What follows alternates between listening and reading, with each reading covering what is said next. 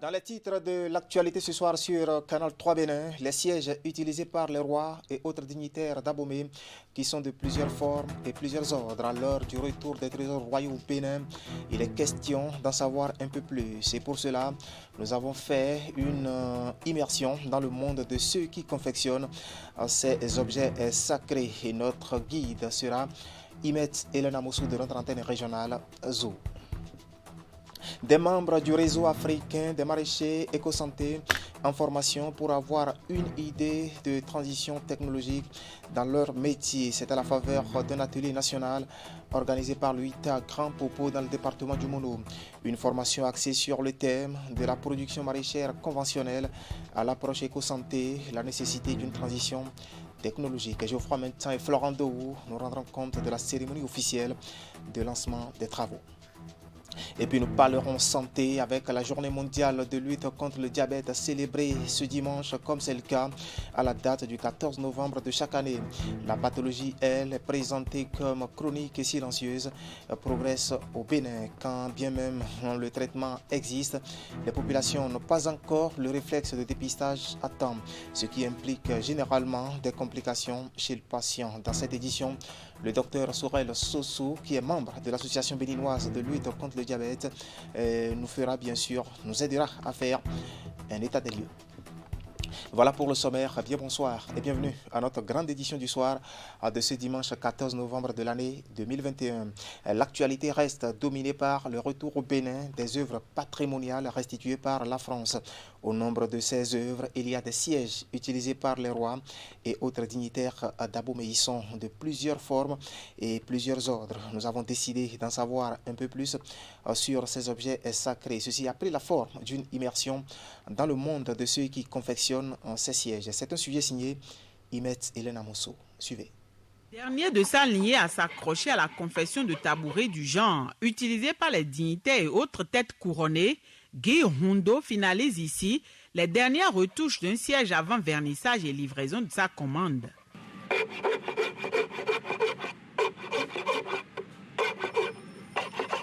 Comme les Hundo, d'autres familles avaient à charge de sculpter les sièges pour les rois et leurs dignitaires. On peut citer les Hueglo, Kakoudé, Donvide et bien d'autres. Il y a la famille Donvide, il y a la famille Kakoudé, il y a la famille Hueglo. Même il y a aussi, bon, je ne sais pas si ils nous disent qu'ils font aussi des objets en bois. Mais je ne sais pas s'ils font des kataké, les sosadédés. Il y a des familles qui ont sculpté les trônes des rois et qui se trouvaient autrefois à Sogbodomé. Ces familles se sont déplacées actuellement et se trouvent à Gbanamé, dans la commune de Saint-Yando. Les familles d'Ovide de Gbanamé qui ont servi les rois dans la production des trônes. Attributs de pouvoir et symboles d'autorité, les sièges dans le royaume du Dahomey sont de diverses formes et respectent un ordre. Les sièges sont à peu près au nombre de 3. Les sièges d'abord qui ont été utilisés par les rois, on les appelle Sikpo Tchandeme. Ce sont des trônes, des véritables trônes, sculptés en une pièce. Il y a un trône spécial qui sert à l'intronisation du roi de Dahomey.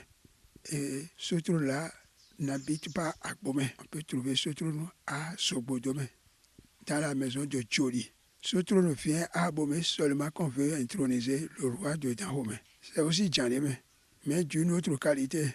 Et puis, il existe aussi des trônes au niveau des ministres, des chefs des villages, des chefs de coutume et les chefs de culte. On appelle ces trônes-là Katake.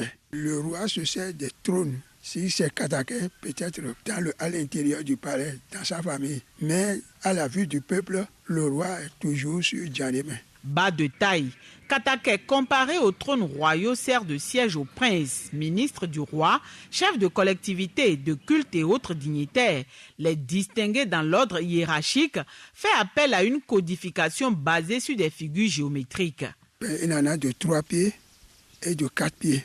De 3 pieds est utilisé par les hommes et de 4 pieds est utilisé par les femmes, c'est-à-dire les nains, les toutes les sortes de nains. Et les kataké sont fabriqués à Abomey, dans les familles Weglo, à Mouillon. Si vous voulez distinguer les tabourets, quand le tabouret est déposé, vous allez voir les figures géométriques. C'est ces figures géométriques qui indiquent si c'est le ministre, le chef de village ou le chef de culte qui a utilisé. Vous voyez? Ces figures géométriques sont différentes. Il y a des rectangles tracés dans des rectangles qui indiquent d'abord les princesses. Des rectangles qui ont à ces 4 côtés de petits rectangles aussi. C'est les ministres, ça. Et des ronds dans des rectangles sont utilisés par les chefs des villages. Les Vaudouins ont un rond tracé de diamètre. La hauteur la plus grande est de 70 cm pour les kataké. Et diminue, il y en a de 60 cm, de 40 cm et de 10 cm. Il y en a encore de 6 cm utilisés par les Bokono. Pour introniser les DA, les chefs de la collectivité, on utilise ça. Pour introniser les NA aussi, on utilise ça. La hauteur standard, c'est 40. Il y a des gens qui n'aiment pas cette hauteur. Il y a des gens qui disent de faire 35. La sculpture de siège est un savoir-faire autrefois privilégié. Avec la modernisation et la mondialisation, elle risque de disparaître si rien n'est fait. Preuve de l'ingéniosité artisanale de nos aïeux, ils hugent de prendre des dispositions en vue de sa revalorisation. Voilà, merci Imet Hélène Amoussou pour ses conseils. Et toujours au sujet des retours de ces 26 trésors royaux de Dahomey, Oswald Padonou s'est prononcé. L'homme salue surtout la qualité des échanges entre la France et le Bénin pour un aboutissement heureux de ce processus. Suivez-le. Effectivement, nous sommes dans une phase, on va dire, historique importante parce que la restitution de ces 26 trésors royaux donc de la France au Bénin, à la République du Bénin, marque un temps fort dans la relation entre les deux pays, mais aussi dans la relation entre l'ensemble des pays, ce qu'on appelle aujourd'hui les pays francophones, les territoires ayant été colonisés par la France et l'ancienne puissance colonisatrice, parce que cela, on va dire, rétablit le lien de confiance, cela rétablit une certaine dignité dans le rapport. Parce que ce qu'il faut considérer, en tout cas pour remonter dans le temps, dans le contexte dans lequel ces biens ont été spoliés au royaume d'Abomey, puisque c'est précisément du royaume d'Abomey qu'il s'agit dans le cadre de la restitution de ces biens-là, c'est que ces prises s'inscrivent un peu dans ce qu'on appelle les butins de guerre, les prises de guerre, qui sont, disons, des objets qui accompagnent parfois donc des prisonniers de guerre. Vous savez, le roi Béhanzin a été déporté en Algérie, puis en Martinique, pour le couper un peu, donc les possibilités pour le royaume de se reconstituer et éventuellement donc de revenir à la charge, on va dire, sur le plan militaire. Et donc les butins de guerre, c'est surtout quand il s'agit de l'art, quand il s'agit d'objets royaux qui sont attachés au pouvoir, à l'expression du pouvoir sur un territoire. C'est quelque chose d'extrêmement important sur le plan symbolique, mais aussi sur le plan militaire, parce que ce sont des biens, ce sont des trésors, comme cela a été dit, qui représentent, qui ont une charge, on va dire, importante pour les territoires, en ce qui concerne en tout cas le royaume d'Abomey. Quand vous prenez le trône du roi Glélé, le trône de Guézo, vous prenez les portes sacrées, les recades et tout cela, c'est extrêmement important dans le récit. Il faut considérer que c'est un élan qui va être sans doute maintenu. Vous avez sans doute observé en ce qui concerne le Sénégal, qui a eu également donc l'épée, donc qui a été retournée. Donc en Côte d'Ivoire également, vous avez le tambour des Hébriers qui a été retourné également à la Côte d'Ivoire. Donc c'est une tendance qui concerne aujourd'hui la France, mais aussi d'autres pays, l'Allemagne, l'Angleterre, les Pays-Bas, etc., qui sont tous dans l'idée qu'il faut restituer donc ces patrimoines qui ont leur place dans les musées sur nos territoires, qui doivent être maintenant valorisés donc dans les nouveaux espaces que nous créerons pour tracer l'histoire, pour que les générations futures puissent reconnaître un peu par ces biens matériels, par ces objets, comment donc l'histoire s'est écrite et comment les royaumes d'Abomey ont résisté à l'invasion coloniale et ont tenté d'apporter une riposte à l'envahisseur, même si elle n'a pas été toujours positive. Nous allons prendre maintenant la direction du département du Koufo pour évoquer cet atelier de restitution des résultats de l'enquête économique sur les instruments de mesure utilisés dans la commercialisation des produits agricoles. C'est une initiative de la direction départementale de l'industrie et du commerce du Koufo qui vise à restituer les résultats issus de la phase de collecte et de traitement des données entrant bien sûr dans le cadre de cette enquête. Elle est menée dans les différents marchés du département du Koufo, comme nous le dit ici Geoffroy Mentan. Acteurs commerciaux et responsables de marchés situés sur le territoire du département du Koufo sont conviés ici à Koulekame à une restitution de résultats de travaux d'enquête. Ils ont été effectués sous le soin de la direction départementale de l'industrie et du commerce du Koufo et portent sur les instruments de mesure utilisés dans la commercialisation des produits agricoles dans le Koufo. Mesdames et messieurs, l'agriculture est une activité qui nourrit son homme. Du moins, elle devrait nourrir son homme. Mais pour que cela soit ainsi, les produits agricoles doivent être commercialisés selon les règles comprises et acceptées par toutes les parties, parce qu'il y a des normes en la matière. Cette enquête économique sur les instruments de mesure utilisés dans la commercialisation des produits agricoles dans le Koufo est inscrite dans le plan de travail 2021 du ministère de l'Industrie et du Commerce. Elle fait suite au constat que plusieurs instruments de mesure connus sous des appellations diverses sont utilisés dans la commercialisation des produits agricoles au mépris des pratiques internationalement admises. Mesdames et messieurs, l'atelier dont vous honorez de votre présence dans la cérémonie d'ouverture ainsi que les travaux proprement dit tout à l'heure est pour moi le signal d'une révolution commerciale des produits agricoles. Je souhaite que le département du Koufo porte véritablement le flambeau de ce changement qui va de l'intérêt de nous tous. Pour ma part, je promets que ma direction prendra toutes les initiatives possibles en droite ligne avec les nobles ambitions de développement dont nourrit notre président, son Excellence Patrice Talon, pour notre pays.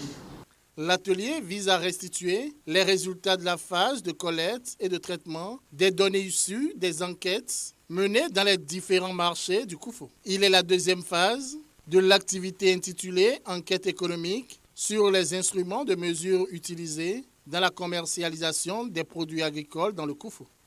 Mesdames et messieurs, vous aurez donc l'occasion d'apprécier les pratiques hors normes en vogue dans la commercialisation des produits agricoles de chez nous, de comparer ces pratiques aux normes internationales et même aux prescriptions de notre pays, afin qu'ensemble, je dis bien ensemble avec nous, avec vous, les acteurs communaux et responsables des marchés, nous prenions des mesures pour moderniser la vente du maïs, du gari, du haricot, de soja, pour ne citer que cela dans notre département. Parmi les communications qui vont meubler la rencontre, il y a celle sur les instruments de mesure, recenser leur correspondance en poids et prix, et celle sur les questions liées aux instruments de mesure conformément aux tests en vigueur au Bénin. Nous allons rester avec Geoffroy Mentan pour parler maintenant des membres du réseau africain des maraîchers éco-santé. Ils sont en formation depuis mercredi dernier à Grand Popo dans le département du Mono. Et c'est pour avoir des rudiments nécessaires afin de réussir une transition technologique. Les travaux organisés par l'UITA sont axés sur le thème de la production maraîchère conventionnelle à l'approche éco-santé, la nécessité d'une transition technologique. Regardez. Des membres du réseau africain des maraîchers éco-santé, RAMES, s'offrent ici à l'hôtel Bel Azur de Grand Popo dans le département du Mono 3 jours de réflexion. Organisés par le Comité national des syndicats du Bénin, CONASIB affilié à l'UITA, l'Union internationale des travailleurs de l'alimentation, de l'agriculture, de l'hôtellerie-restauration, du tabac, du catering et des branches connexes. Cet atelier national a pour thème central de la production maraîchère conventionnelle à l'approche éco-santé, la nécessité d'une transition technologique. La production biologique est d'une nécessité impérieuse aujourd'hui. Donc l'utilisation des intrants chimiques dans le maraîchage doit disparaître et laisser place à une production saine dans un environnement sain pour assurer le bien-être de la population et augmenter notre espérance de vie sur Terre. C'est pourquoi chacun de nous doit prendre un engagement ferme devant sa conscience pour lutter réellement contre l'utilisation des intrants chimiques dans le maraîchage à son niveau. Et pour y parvenir, il faut corriger les membres de la tête, le corps de la tête et la tête de la tête pour pouvoir relever le défi. Échange, réflexion et prise de décision. Ainsi se résume le travail à effectuer par ces maraîchers éco-santé durant leur séjour dans cette station balnéaire. Il s'agit là du deuxième atelier des maraîchers éco-santé qui bénéficie du soutien financier de la Fondation Friedrich Herbert. Le présent atelier, dont le thème central est de l'agriculture et de la production maraîchère conventionnelle à l'approche éco-santé, la nécessité d'une transition technologique est de notre point de vue à la fois une interpellation et une invite à la communication et à l'action dans la durabilité. Vous devez vous accrocher à cette option qui à la fois préserve votre santé, celle des acheteurs et surtout des consommateurs, celle qui protège notre environnement et améliore notoirement vos revenus, vous permettant ainsi de survenir à vos propres besoins ainsi qu'à ceux de vos familles. Des communications sont inscrites au programme de cet atelier. Elles seront animées par des personnes ressources bien averties à l'image de Paul Aroumenou Ayelo, professeur de santé au travail et environnement. Aujourd'hui, en matière de relations humanité-biosphère ou écosystème santé, tout est à reconstruire. La question du maraîchage et assimilé n'en est qu'un exemple illustratif des grands enjeux de nos approches classiques, voire habituelles, de production agricole. Il est donc temps de considérer les énormes risques contractés en vue d'opérer des changements courageux et salutaires pour le bien-être et la préservation de cette relation humanité-écosystème. À la fin des travaux, les capacités des maraîchers éco-santé seront renforcées de manière à ce qu'ils aient la possibilité de subvenir à leurs besoins essentiels grâce à l'application intégrale de l'approche éco-santé, tout en donnant satisfaction aux exigences des consommateurs, notamment leur sécurité sanitaire alimentaire. Voilà un compte rendu signé Géoffroy Mensan. De l'agriculture à la santé, parlons du diabète dans la journée mondiale. C'est aujourd'hui, comme c'est le cas, à la date du 14 novembre de chaque année. La maladie présentée comme chronique et silencieuse progresse au Bénin, quand bien même le traitement existe. Eh bien, les populations n'ont pas encore des réflexes de dépistage à temps, ce qui occasionne généralement des complications chez le patient. Ce soir, le docteur Sorel Sossou, qui est membre de l'association béninoise de lutte contre l'obésité, le diabète et les endocrinopathies, voilà, nous aide à faire l'état des lieux de cette maladie au Bénin. Il est interrogé ici par Idrissou Boukari. Le diabète, c'est une maladie qui est chronique, une maladie silencieuse qui présente énormément de complications. De plus en plus, on remarque également qu'il y a plus de personnes qui sont diagnostiquées comme étant diabétiques. Donc ça veut dire que le nombre de personnes malades augmente. Le nombre de personnes présentant des complications liées au diabète également augmente. Il y a plusieurs personnes qui sont mises en dialyse à cause du diabète. Il y a des personnes qui subissent des amputations également à cause du diabète. Le nombre de personnes qui perdent la vue à cause du diabète également augmente. Donc c'est pour mettre l'accent sur la nécessité de se dépister pour prévenir la survenue d'une telle maladie qui présente ces complications qu'une journée a été consacrée à la commémoration de cette maladie. Au Bénin particulièrement, on a remarqué qu'au moment de poser le diagnostic à un patient qu'il est diabétique, donc il n'avait jamais réalisé une glycémie à jeun auparavant, alors que c'est un geste simple qui n'est pas très coûteux et qui ne prend surtout pas de temps pour qu'on ait les résultats, qu'on fasse la glycémie, qu'on ait le résultat. Mais personne ou très peu de personnes font le dépistage chaque année. Donc nous avons jugé opportun de passer ces informations à la population pour qu'ils puissent non seulement prévenir de la survenue de la maladie, mais qu'ils puissent, en se basant sur ces informations, sur ces conseils, de bien vivre tout en ayant le diabète. Donc, chaque année, nous organisons des séances de dépistage, des séances d'information et des séances également de formation à l'endroit des médecins, des agents de santé qui sont souvent les premiers contacts de ces patients qui sont diabétiques. Le diabète existe. C'est une maladie qui est chronique, qui correspond à une élévation du taux de sucre dans le sang. Malheureusement, c'est cette élévation de taux de sucre dans le sang qui, à long terme, va aboutir à des complications, les complications que nous avons déjà citées. Mais le traitement existe. On peut traiter le diabète, on peut guérir avec, on peut normaliser la glycémie pour empêcher la survenue de ces complications-là. Cela englobe généralement 3 choses. Une bonne alimentation, l'exercice physique régulier et des médicaments aussi qui existent sur nos marchés. Maintenant, l'accent doit être mis aussi sur la prévention parce qu'on peut ralentir efficacement la survenue du diabète ou bien même y échapper. Et pour le faire, à Blodé, l'Association béninoise de lutte contre l'obésité, le diabète et les endocrinopathies propose 5 conseils qu'il faut maîtriser du bout des doigts pour éviter la survenue du diabète. Donc ces 5 conseils qu'il faut connaître au bout des doigts sont d'éviter de manger trop gras, trop sucré et trop salé, d'avoir un sommeil de qualité, de faire une activité physique régulière.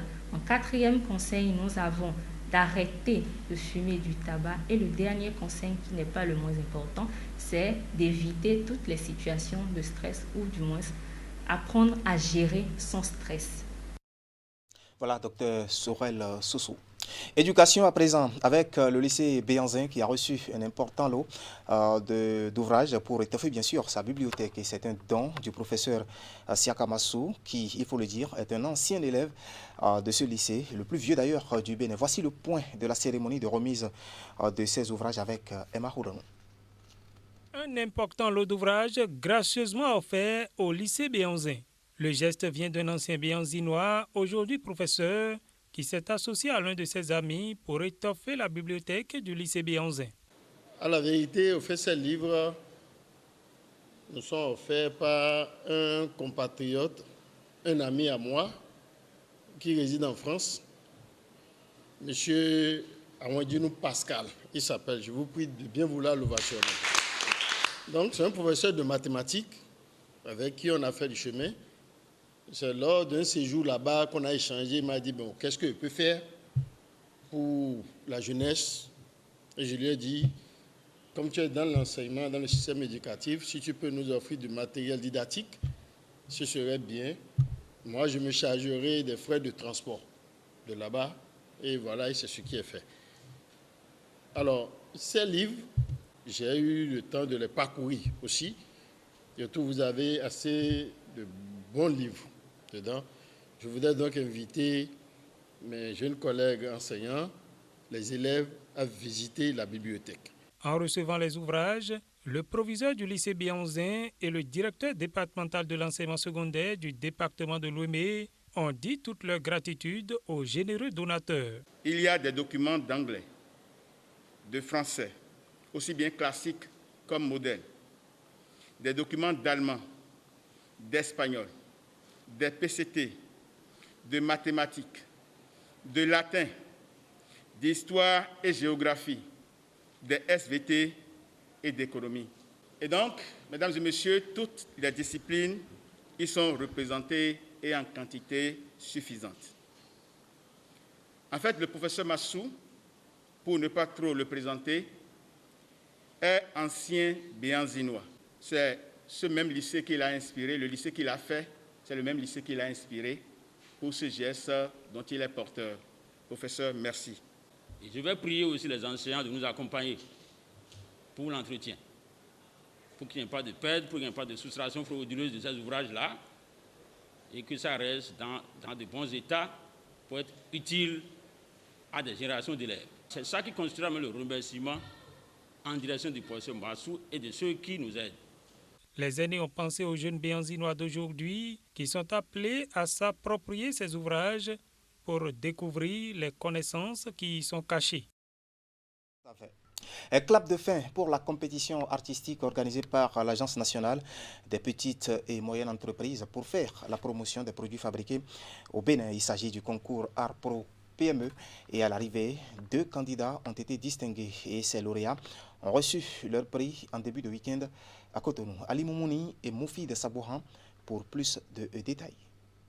La 2e édition du concours Art Pro PME de l'Agence nationale des petites et moyennes entreprises vient de livrer son verdict. Alors, catégorie littérature, le lauréat de l'édition 2021, c'est Voix intérieure. Catégorie vidéo, lauréat Totenu de 2 médias. Totenu de 2 médias. Pour cette saison, les 2 gagnants repartent chacun avec une enveloppe financière de 500 000 francs, un ordinateur et un trophée.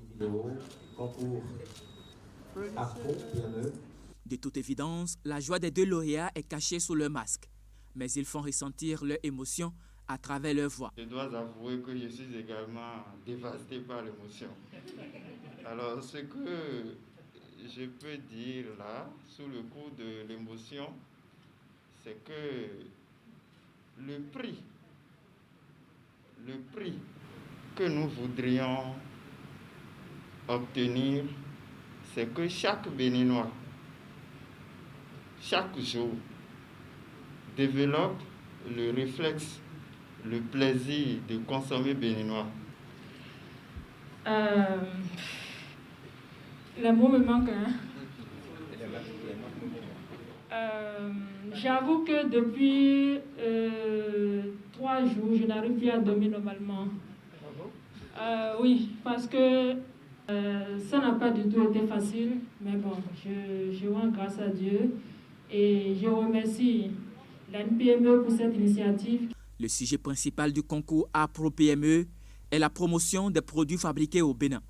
Pour faire donc cette campagne du consommation local, l'Agence nationale des petites et moyennes entreprises a choisi la littérature et le cinéma, une façon de bien décrire l'identité culturelle et culinaire du Bénin. L'ANPME, depuis un certain nombre d'années, a entrepris plusieurs grandes actions pour vraiment booster le consommation béninois. Je n'aime pas dire consommation local parce que ça fait trop local. Ce sont des produits béninois et nous devons booster leur consommation. Pour ce faire, nous avions recensé les produits, les PME qui les fabriquent. Nous les avons diagnostiqués un peu partout sur le territoire national. Nous avons près de 3000 PME qui font un certain nombre de choses uniquement dans le secteur de l'agroalimentaire. Nous les avons formés pour que vous soyez rassurés que les produits qu'ils fabriquent sont de bonne qualité. Beaucoup de structures de l'État s'attellent également à rendre ces produits d'une qualité irréprochable. C'est comme l'ANM, des structures comme l'ABSSA qui travaillent d'arrache-pied pour que nos produits aient une excellente qualité sanitaire. Donc, soyez rassurés quand vous consommez béninois que nos PME font des efforts qui méritent votre attention afin de faire découvrir non seulement à vos papilles gustatives, mais à tout votre corps toutes ces saveurs excellentes. Au départ, 40 œuvres ont été recueillies, aussi bien dans la catégorie de la littérature que de la vidéo. Et selon les membres du jury, toutes ces productions sont réalisées avec assez de créativité. Voilà, des œuvres de l'esprit honoré donc. Ainsi va l'actualité ce soir sur Canal 3 Bénin. Toute l'équipe technique et celle de la rédaction qui m'accompagne vous remercie de nous avoir suivis. Restez en compagnie de nos programmes et retrouvez-moi juste après le générique de fin de ce journal. Ce sera pour la revue de presse hebdomadaire. À très vite donc.